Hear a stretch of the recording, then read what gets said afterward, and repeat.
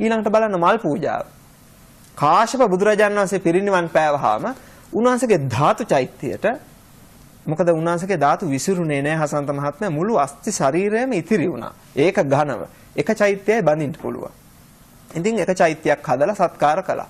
මේ කිකී රජතුමා ඒ පළාත පාලනය කරපු ඒ රජුරෝ බුදුරජාණන් වහන්සේ මගේ කියලා හැඟීම ඇති කරගෙන මුළු නගරෙම රටේම තිබ්බ මල් ටික කඩලා රජතුමා චෛත්‍යයට පූජා කරා. හැමදාම රජතුමා තමයි නගරෙම මල් කඩාගන්නේ. දැන් මිනිසුන්ට මල් නැහැ. මිනිසුන්ට සමහරක් අයට යක්ෂා වේශ වුණා මේක හරි කරදරයක් නේ අපිට පින් කරන්න බැරිද?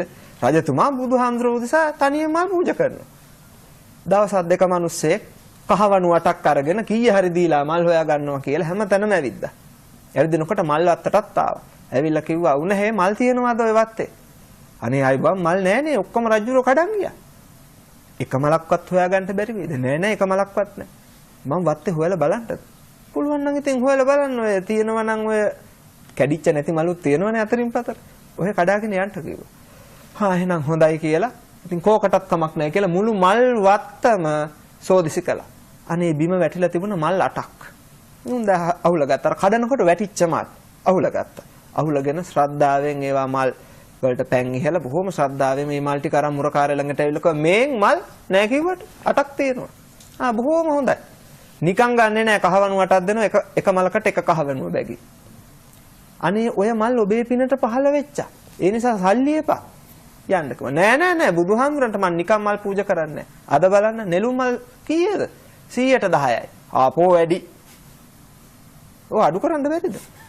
ඕන අපේ බෞද්ධයන්ගේ හැටි. මලක් 100 වුණත් ශ්‍රද්ධාව තියෙන මනුස්සයා කෙස්ස කපල විකුණලා හරි ඔක කරනවා. එහෙම මිනිස්සු හිටපු රටක් ලංකාව. මේ පුළුවන් නම් නිකන් ගන්නවා අර මල් ටික. බොහොම ස්තුතියි කියලා. දැන් අර මනුස්සයා බලන්න කහවණු 8 දීලත් ගත්තේ නැහැ. අද නම් තියලා යනකම් බලාගෙන ඉන්නවා. මොන වෙලේ දෙයිද කියලා බලාගෙන ඉන්නවා. බලන්න මේ හිත නේද මුල් වෙන්නේ මේ සියලු පින්කම් වලට.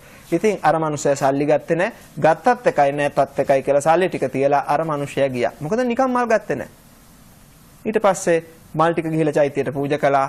පූජා කරලා හිත පහදවගෙන වැන්දා. ඒ පිනෙන් එතුමා මැරිලා ගිහලා දෙව්ලොව ඉපදුනා. දෙව්ලොව ඉපදිලා දෙව්සැප විඳලා බොහෝ කාලයක් ආයි මැරිලා ගිහලා ඒ දිව්‍ය ලෝකෙ ඉපදුනා.